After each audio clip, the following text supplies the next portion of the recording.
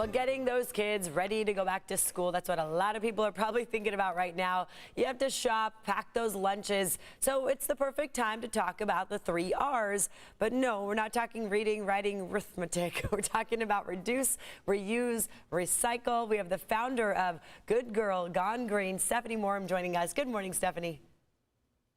Good morning. Thank you for having me. I like that you have a whole array of things for us to look at. So let's get right to it. People who want to send their kids back to school, obviously they're busy. It's hard to think about eco-friendly choices, but it's still important for us to do it. So what should we be keeping in mind as we pack these kids up? So the first thing is, if your kids have already been in school, reuse what you already have. Don't throw out stuff that you half used. Like, for example, I have this book that they need, and it's like full of paper, right? And they used like 2 sheets last year. So I ripped out those 2 sheets. They wanted to keep it, they kept it, or I put it in the recycling, and then I reused the same book. There's no point in me going out to buy a brand new book because they use 2 sheets of paper. Because let's be honest, a lot of the school supplies that we send, they don't actually use them all. So every year you're dropping hundreds and hundreds of dollars into school supplies that they're not always using. So my number 1 tip is to reuse what you have at home already. That's such a good point, because I still remember in junior high or high school, I had those yellow, writing paper notebooks, and it would just stack up, half of them not used at all, in my desk drawer. Like, for what? We could have just kept reusing those. So excellent point there. What else do you have? So like, if you have old pencil cases, use those pencil cases. Just what I do at the end of the school year is I go through my kids' stuff with them, and I put aside all the stuff that's still in really good condition, and I make a list so that when I get the new school supply list, I know what I need to buy.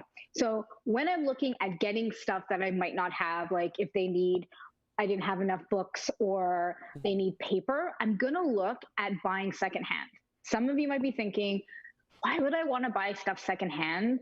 But you can find so many things at thrift shops. So back to the notebook, I went to some random thrift shop and they had packages of these lined notebooks that they need. And I think I bought a pack of 10 for like $1. That's awesome. So it's super inexpensive. So if you don't want to throw a lot of money, they needed binders. I went to my thrift shop about a month ago and I saw like 30 binders. Why are we going to go to the store and create more waste when you can go to the thrift shop and get perfectly good binders that are going to work just as well for the school year? Right. So that's kind of like my second tip, is to think about what could you buy secondhand before you decide to buy new. And Stephanie, I want to ask you, I know Good Girl Gone Green, you talk about this a lot with your kids, I'm sure. It's in their lives to hear you, give these alternatives and why it's good for them to do. But there are some parents out there who are like, no, my kid is not going to go for a secondhand binder. They want something fresh and new. So how do you have that conversation with your kids to help encourage the reasons why we need to go secondhand? Well, I just kind of tell them, like, well, my kids, this is all they know, right? This is all they know. They've been growing up living waste-free and green. But for those people that their kids might be older and they're just not understanding, I just first tell them, we're going to save some money by buying secondhand.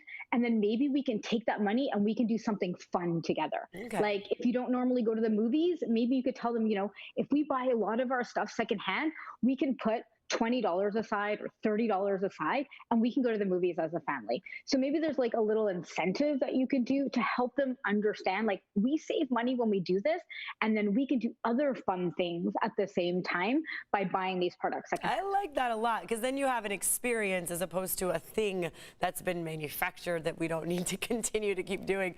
What else do you have? It looks like you have glue sticks right in front of you, some pencils and things. What are all those items? So if you are looking to buy new, because, glue sticks, you're not going to really find secondhand glue sticks.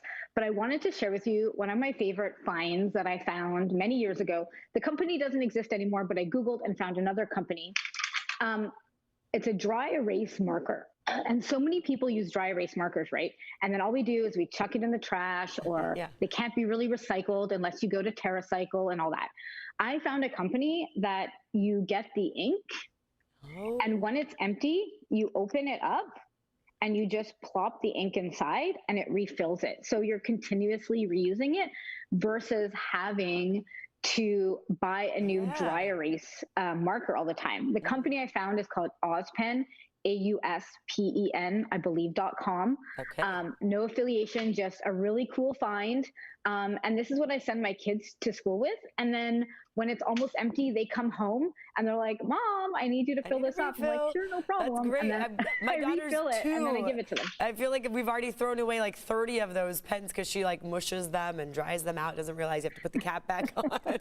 So that's a good idea. Ozpen, AUSPEN. Perfect. Thank you for that. Okay, what else? And for those that maybe, Crayola, right? Yeah. So Crayola is a staple. Everyone knows Crayola, and Crayola is really trying to do better. So I found these markers that Crayola makes, and they used wind power. So yes, I would love to find a company that, uses recycled plastic, but I was in a bind. I needed markers.